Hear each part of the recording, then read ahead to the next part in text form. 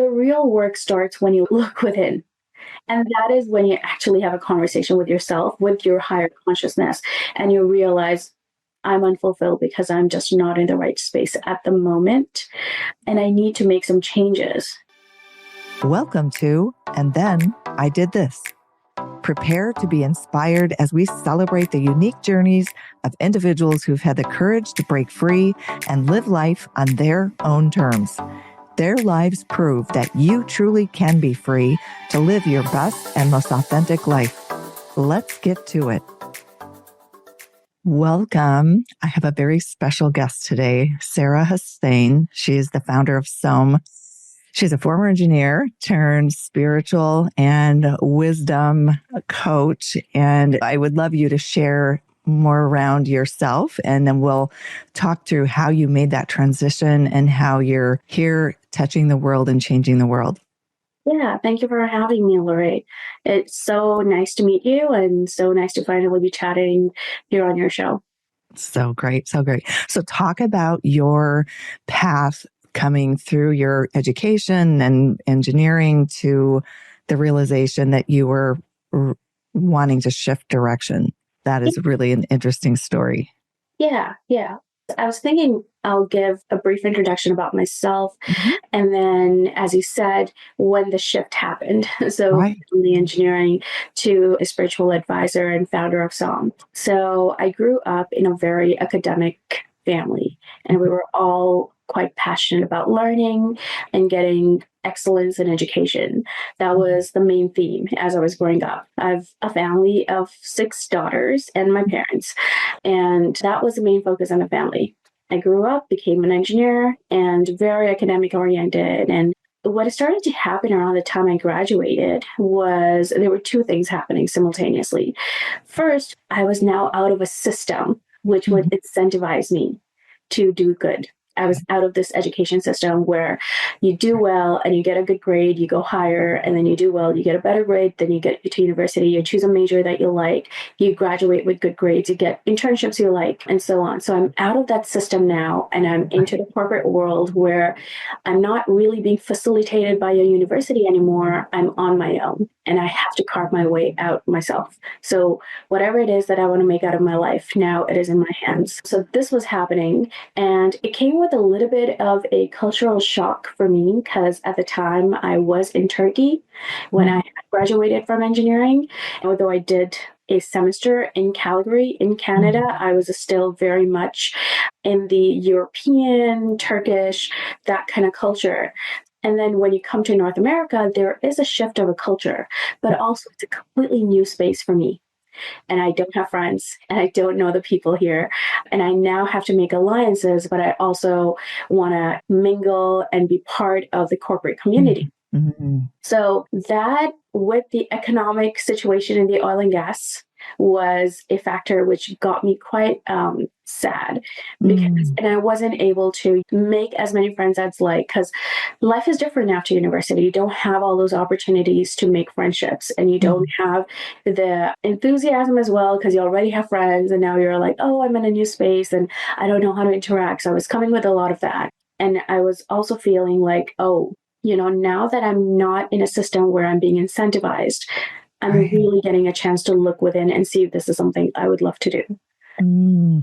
As a petroleum and natural gas engineer, is this something that I want to do for the rest of my life? Is this going to give me fulfillment? So I still got into the workforce. I still started working. It was difficult to get a job at that time, but I pushed through, and I was getting roles, not ideally what I would love, but I was getting roles in the sales domain and other areas which were connected to oil and gas. I was now working, feeling not so fulfilled, and also feeling spiritually inclined to talk about spirituality and to zone in and, lean more into spirituality. And I should mention this at this moment before I forget about this. As I was growing up, I was born with certain gifts. So I would be able to, have heightened intuition, have a good understanding when it came to other people, relationships, empathy, but also have a little bit more insight than normal for people of my age. Whenever I would talk to people, talk to others, or talk to people who have complex situations that they're in, I just have a little bit more wisdom to share. And I thought that is it. I thought I'm just empathetic. I just have good intuition and a good gut feeling about things, and it works out.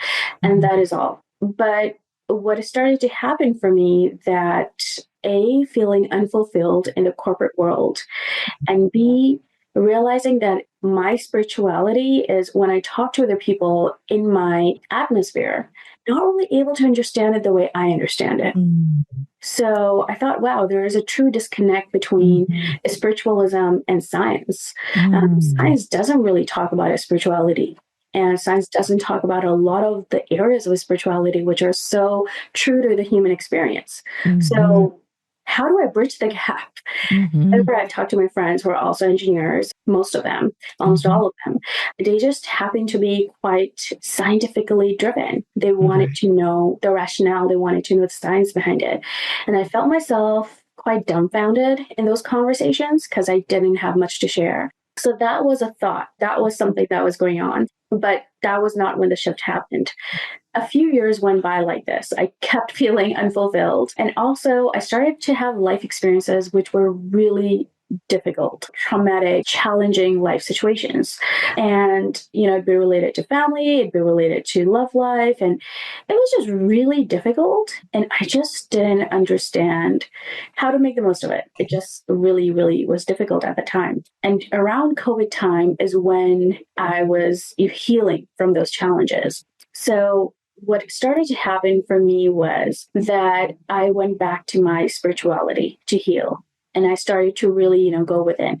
It was such a dark time for me, Lorraine, that I felt that a human being won't be able to heal me.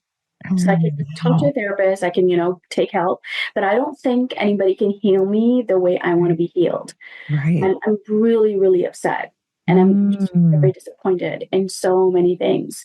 So, but I do believe life is still beautiful. And I do want to, live enthusiastically and make something out of my life. But I feel so defeated in career too. I don't feel fulfilled in what I'm doing. So during COVID is when I really started to meditate and dive deep into spirituality, started to really facilitate my healing, hoping to get somewhere, hoping to feel alive and happy and peaceful. And, it's okay. I can still build with what I have again. So what I started to get was that there's a lot of resourcefulness when you start to meditate. I started to feel that I have a lot of support from the angelic realm. And when I say these things, I'm completely aware that some people are like, what are you talking about? Angelic realm. But that's what I witnessed.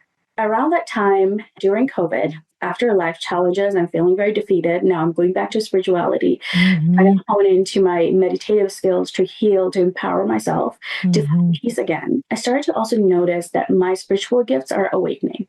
So I would be able, before I had heightened intuition, somewhat had also really good empathy. As I mentioned, when people had something to share, I would have just more insights to share. And I thought, I'm just good at figuring things out when I listen to them. Even though the information may be limited, I just have a good maybe imagination or idea of what it must have happened. But it was actually more than that. I realized that when I was meditating and getting into my own spiritual awakening, that was people's consciousness that I was able to pick up information from. Wow. So I was like, oh, this is really cool.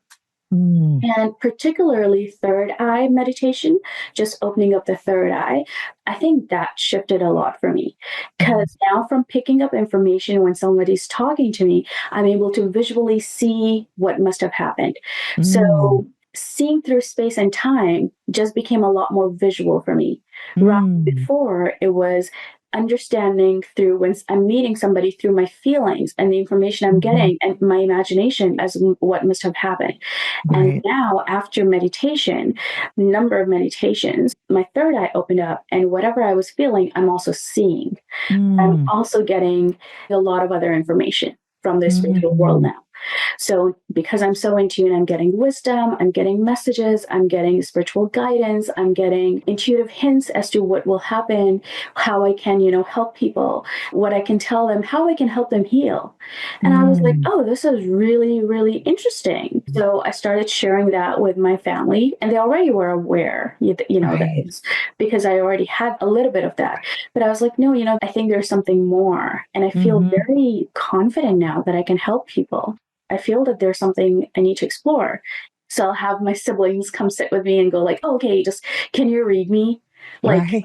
because they knew from the beginning, but it was during that time that everything was solidifying. So we were like, okay, let's do it all over again. And so I would read them Mm-hmm. happen and that happened, things they told me, things they didn't tell me, and things that were really personal to them. Mm. And only they knew about it in their consciousness. And Right. what must have happened in the past with a certain person or in a certain situation, why they were led to that. So, spiritual guidance from source as to why they were in that situation, what needed to happen, if there is an ailment that they're struggling with, what needs to happen for that ailment. So, understanding that there is healing that I've learned to do, there's also reading, but a spiritual guidance, there's a whole spectrum of things. Right. And that was quite enlightening. I loved it. I felt like Yeah. there's so much there that I can do to help someone. It really transforms the trajectory of their life. So that is where Psalm started. That's so good. You had like a built-in clientele, your sisters who are ready for you to, Oh, practice so excited. and thank goodness they were open to you. They were open, yeah. Yeah, And, doing they were that. often distressed because of their own experiences. And they Right. had friends, and then we had neighbors and relatives. And it just started to be like one of those things like, hey, why don't you talk to my sister, she can help you Right. out. And then Right. now they're reaching out to me, and then I'm So helping them out in good. their life situations. And that started to open me up Right. into the possibility of Right. having a full on business where I'm like, Right. I will be helping people. I'll get the Yes. opportunity to do this because now Right. this is what I'm meant to be doing. I'm meant to be of service. But I can Absolutely. also research on consciousness and tell people about it through the lens of science. Right, which is so cool. I want to go back to, I think, just for a minute, Yeah. because people listening to this, so many people get to the place of going a certain direction, making certain decisions, then thinking, oh no, I can't change now. It's too late. It's too late for me to do something else, or they can't see their way clear to transition out. And I think sometimes it's common for people to resort to substances to block it, to block whether it's drinking after work or it's shopping or it's some other distraction, to not have to look at that. So I just commend you for taking the steps to heal yourself, recognizing what was going on. I think that COVID period woke many people up, and it was a catalyst for transformation for those who were willing and ready to do that. So I just wanted to comment on that, because it would have been easy had you been inclined for some other direction, but you stayed the course, went through the process of inner work, exploring yourself. I think it's one of the best ways to start a business is teach others what you've learned and conquered for yourself, because you've got all of the lessons that you learned along the way to get you where you are now. Yeah, yeah. Thank you for bringing in that perspective. It was not easy. It was really, really difficult. And I remember I think I talked to you about this too in our first meeting. There were so many sleepless nights. There were a lot of sleepless nights in the beginning of COVID because you're pretty Mm-hmm. much left with yourself. And the world is, And who knows chaos. what was Yeah. happening. It was Yeah. hard to take anything out of it, right? Right. So I was just by myself. I was in an apartment in downtown Calgary, living by myself because I needed that space to Mm-hmm. heal. Right. I was just like, wow, now social media is the only means to connect with people. And Right. you cannot meet people because social distancing. So you're really pretty much left with your own Right. devices to do Right. anything difficult that you're dealing with. Right. And I was going through this very difficult healing journey where I'd be crying quite a bit. I was like, wow, I'm hurting because I was going through challenges. Right. As I mentioned, I was recovering from them. Then I look at my career and I'm not fulfilled. I was like, I don't know what I'm doing in life. So, yeah, just going back to that part Lorraine, which you were talking about, where a lot of people, they feel very discouraged. Right. 100%. It is a Right. difficult thing to do. It is sometimes unfathomable because you just don't know what to do about it, what to do Right. about feeling unfulfilled. You can talk to your friends, you can talk to your coworkers, you can talk to other people, you can listen to stories, but those things just give you a hint that there's something going on. Right. The real work starts when you look within. And Right. that is when you actually have a conversation with yourself, with your higher Right. consciousness, and you realize I'm unfulfilled because I'm just not in the right space at the moment. And I need to make some changes. And I Right. don't know what those changes are. So I Right. really encourage people to like tune into their higher self because that is where they will find answers, which higher self consciousness. When you tune into that, yeah, that is where you find the answers. Everybody else just hints to you that, Right. yeah, sure, you're not unfulfilled and there is something wrong, but you're left with little to work with. You're given advice as to what you can do, but you're Right. left with little to work with. And it is only when you tune in with yourself, which we'll talk about Right. in a bit, that is when you start forming your Right. correspondence and Right. you start being guided. Yeah, absolutely.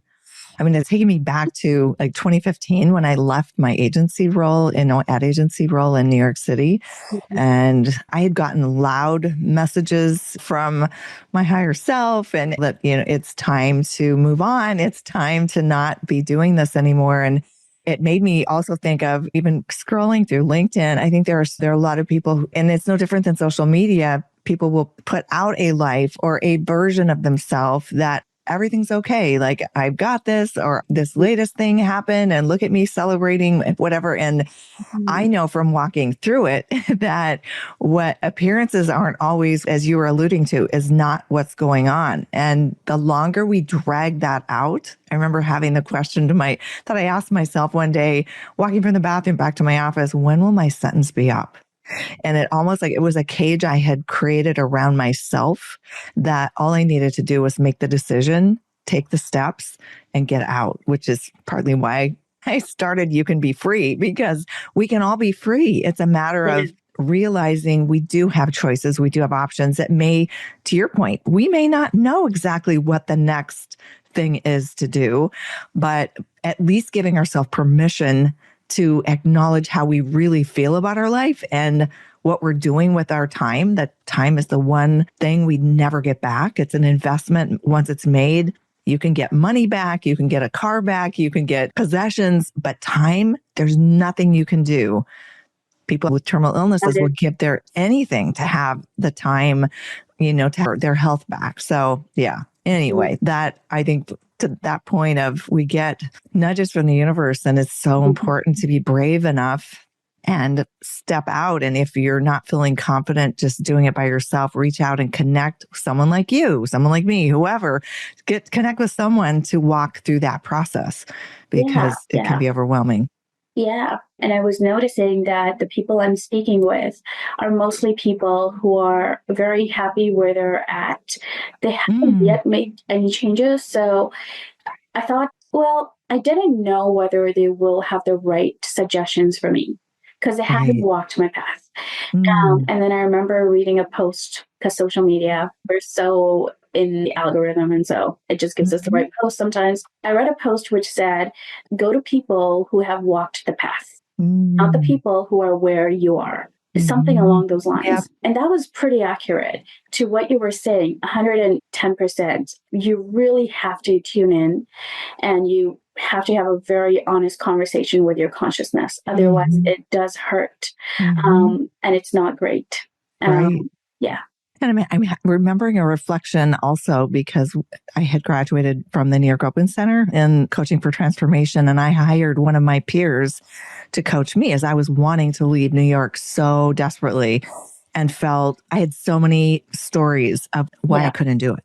And I remember sitting on a park bench talking with her on the phone, and she made a statement back to one of the sentences I had said, because I said it was some excuse. And she said, is that the truth or is that a story you're telling yourself? And it just stopped me in my tracks because it wasn't like, oh, I didn't think I could do the same or make as much or whatever that thing was. And many times we're not able to catch the stories until someone outside ourselves interjects and just poses that question. And it can just be, that was such a profound, to this day, I don't know that she knows that was such a profound turning point, because I literally went back to my apartment and reached out and contacted people that I knew, where I wanted to go. And literally in less than a month, I was packed and moved and in a brand new role. At that point, I was working still in the agency world, but I was on the West Coast. That was where I wanted to be. And it took just someone outside myself to interject that, breaking the cycle of the thoughts to think a new thought. And yeah, so good. So very good. wonderful and very timely as well for you. Yeah. Yeah.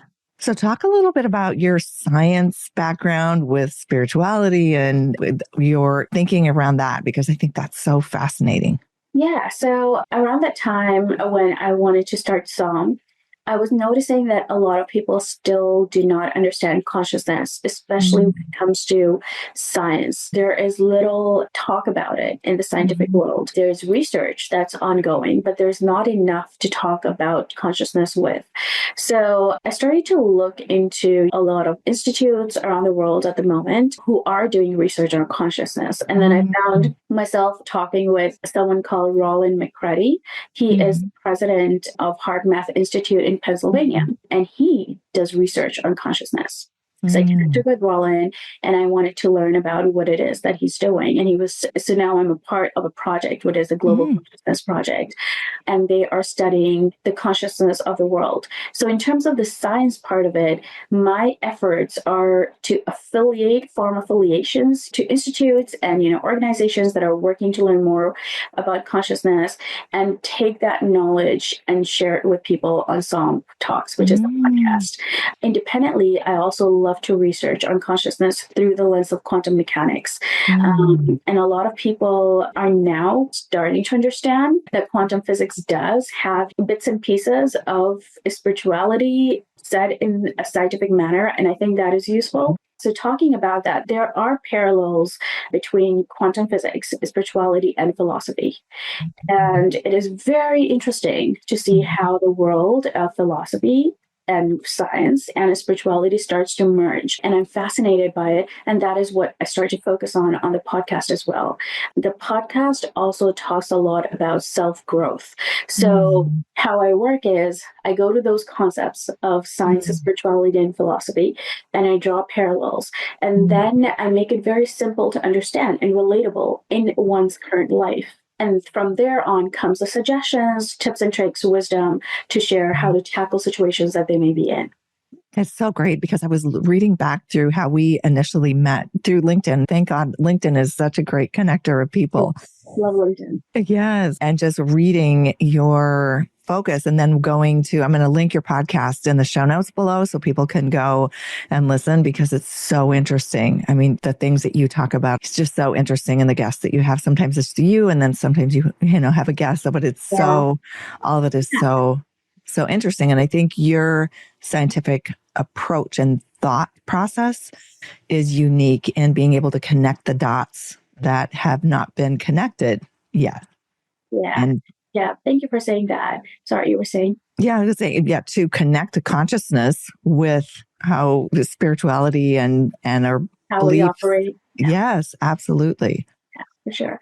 About the podcast, so I was going to say that I will be starting a new season. I am at the moment recording it. So I'm very excited about it. I'm inspired.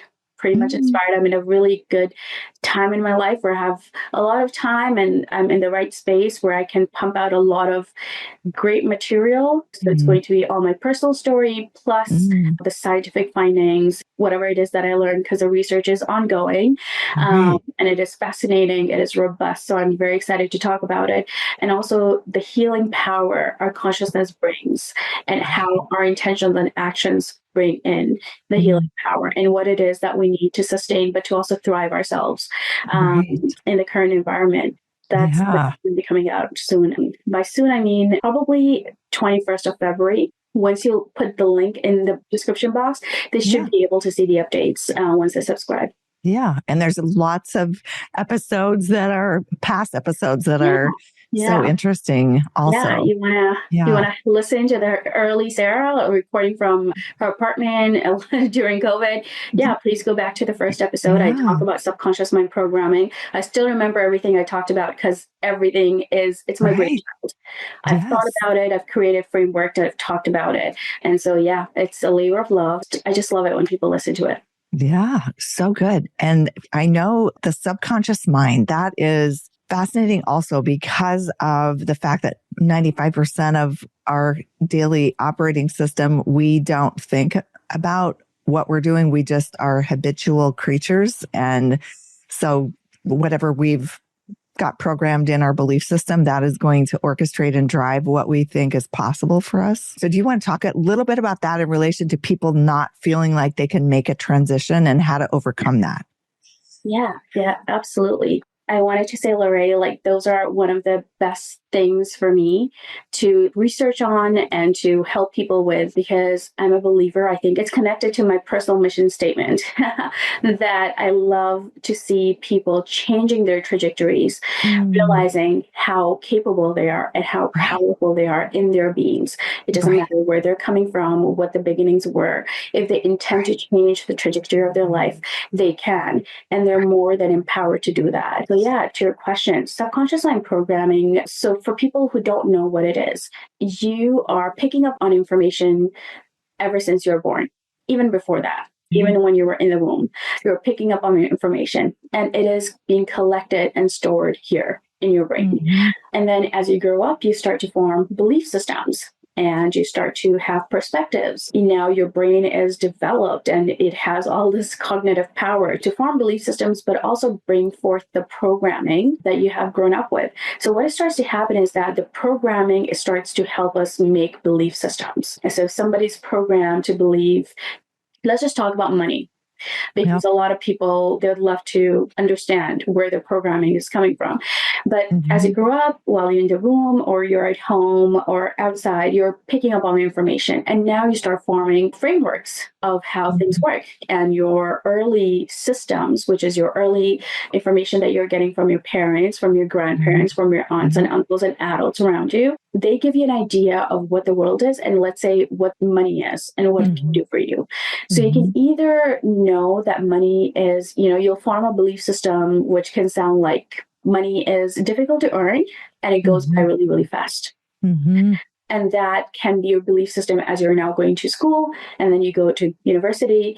And you're going to notice that what starts to happen with our brain is that we have something here called the RAS. It is a system in our brain, which is a filter. It's really fun. Look it up on Google. It is called RAS. It is a filter that we have in our brain. What happens is that when we have a belief system, our brain uses this filter to find evidence in our surroundings to validate that. Yeah, but it's a scary. What if your belief system is just not all that great? What if your money is just really difficult to earn and it goes by really, really fast and people don't like to give money, so, it's difficult to find jobs and whatnot. What's going to happen is that as you put your foot forward in the world, your RAS system is activated. And how that belief is going to be validated by a conversation you're having with a colleague, by what you're experiencing and reading on the internet, by what you think is happening, in somebody's life around you. You're picking up all of that information and validating the belief system you very rightfully think you had because of that childhood programming, because of the programming you grew up with, which is that money is difficult to earn and it goes by really fast. Now what happens is when you're spending, when you're earning, when you're thinking of money, you have that belief system and you never really fully enjoy earning money because, again, it goes by really, really fast and it comes with a lot of difficulty and you're also straining yourself, you know what I mean? And that's the path you're going with. And now let's look at another belief system one may have. One can think that money comes easily and when you spend it responsibly and when you're responsible with money, it cultivates into a lot of wealth.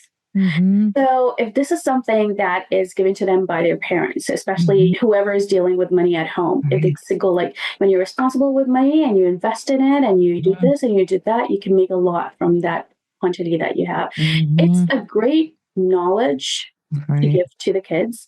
It's Mhm. also something really nice to talk about with the youth because money is what drives everything. So they Mhm. need to understand what to do and how to think about money. So now Right. when this child grows up, he's going to start forming that belief system. And through the Mhm. RAS system, whatever it is that he's doing, it's going to validate that. So let's say that now he's investing and he's learning about stocks or learning about different investing Right. possibilities. Any kind of gain, any kind of great output is going to validate that belief Yeah. system in him. Yeah. So, yeah, going Yeah. into subconscious mind programming. This is just a belief about money, but we have belief about everything, including our own image and what we can do in life. It is all something that we have picked up while we grow up. And so I would say that when you're sitting with yourself and you don't feel that you have a great understanding of who you are, trust that when you let go of the older programming and Mhm. you look within, you'll start to find that you have a lot of things to offer Mhm. and build a belief system based off of that. Ask yourself, tune in, ask what is the belief system that I need to propel forward. And Mhm. you are going to notice that your consciousness is very resourceful. So as you sit in meditation and you're asking those questions, you will get the right, precise information that you need to then Mhm. move on with. So, as an example, let's say that you're sitting down and you're trying to understand what is the right belief system I need to have about my talents. And you Mhm. go to meditation and you're getting the idea that for your talent, your belief system is that when you trust your instincts, great things happen. Mhm. And you come out of meditation, now you're thinking, okay, when I trust my instincts. So you start tuning into your instincts and you're like, yeah, I'm doing great things because when I'm Mhm. listening to my instincts, they're actually guiding me through the right path and Right. to greater things. So this is just kind of an idea of how it works. Mhm. Obviously, there's a more, you can always learn more, listen to the Right. podcast, engage with the website. I'm Mhm. here to write to me your thoughts and ideas, but working on yourself, and I know that you're going to agree with me, Lorraine, because you have been on Mhm. this path, is one of the most rewarding things that you can do for yourself, Absolutely. you can do for your life, for the generations to come, for everybody around you.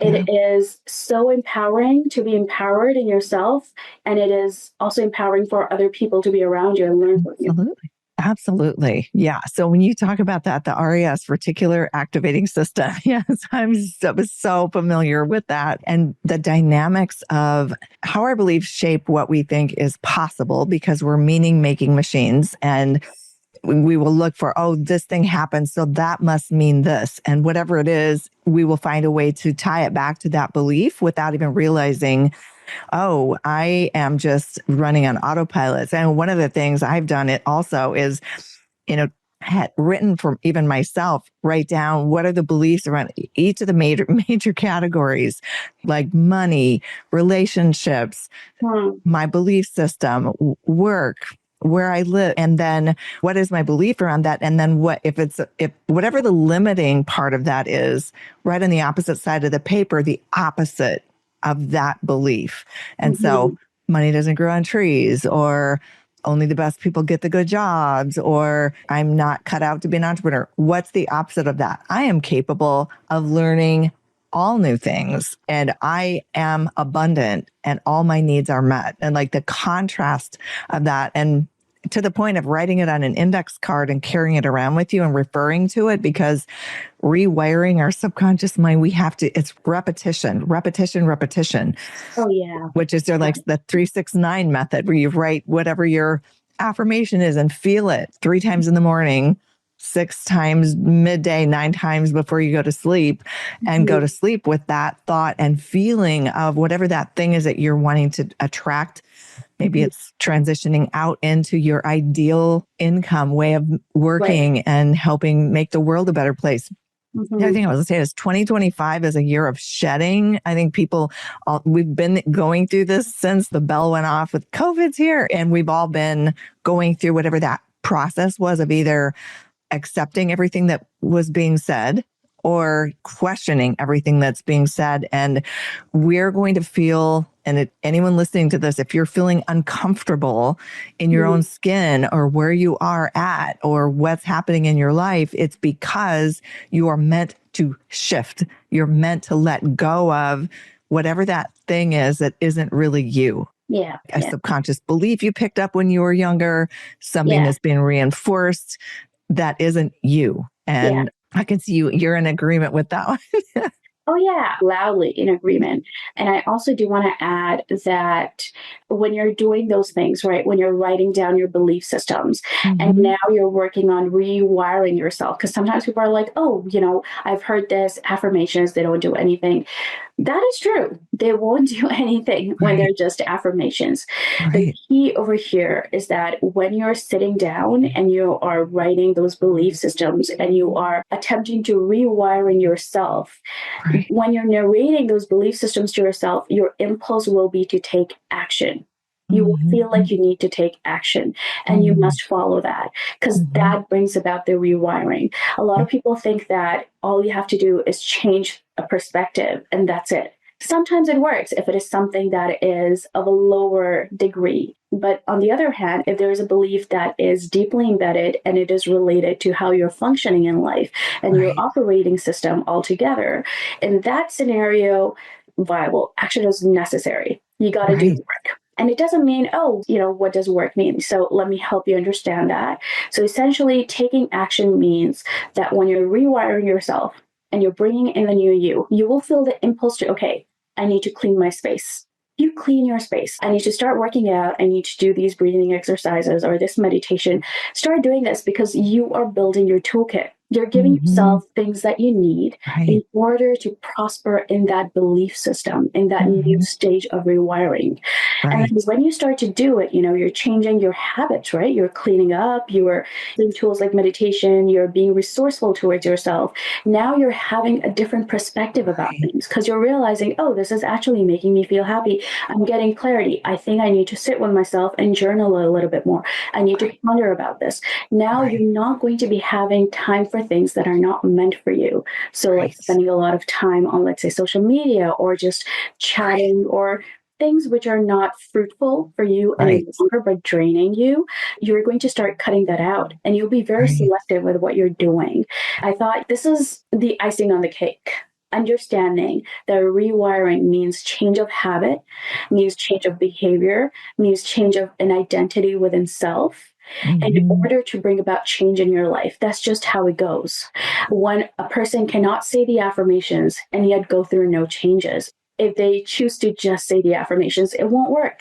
Right. If you're saying the affirmations, Right. it's almost like a promise you say to yourself, and you got to fulfill it. You Right. fulfill it with these additional things, the change of behavior, change of habit, Right. putting in the action, listening to your intuition, listening to your mind. What you feel like doing? Sometimes you feel Right. like now that, let's say, I've set a goal for myself, maybe I really need to study a little bit more. So take out Right. the books and study.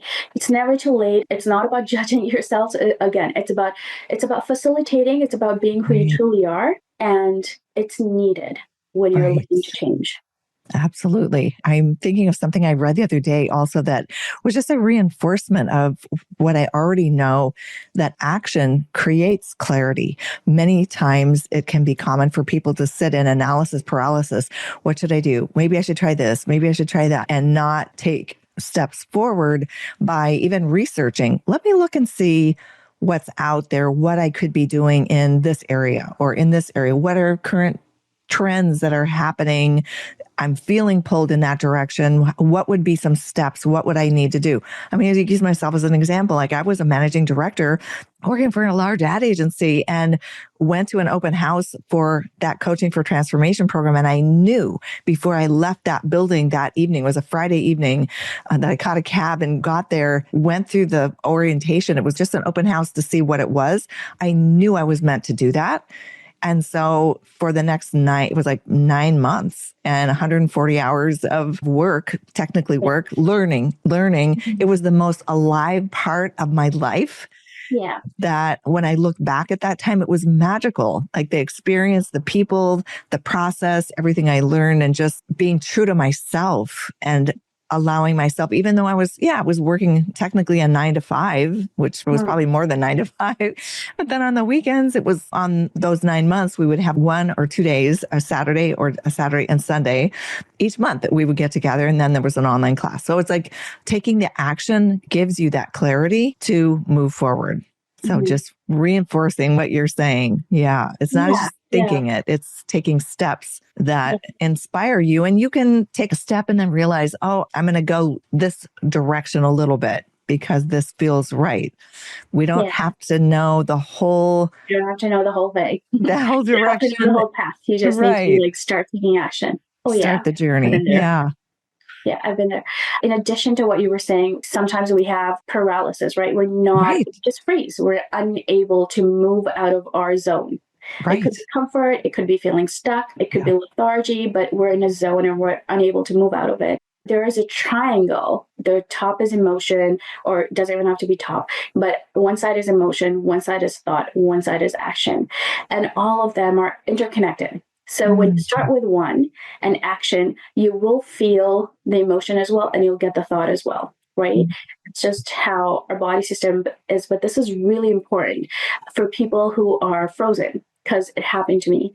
And I wouldn't be able to come out of a decision paralysis or just overanalyzing things. And this helps because sometimes it's hard for you to, let's say, feel like doing something, right? But it's easier for you to just do it.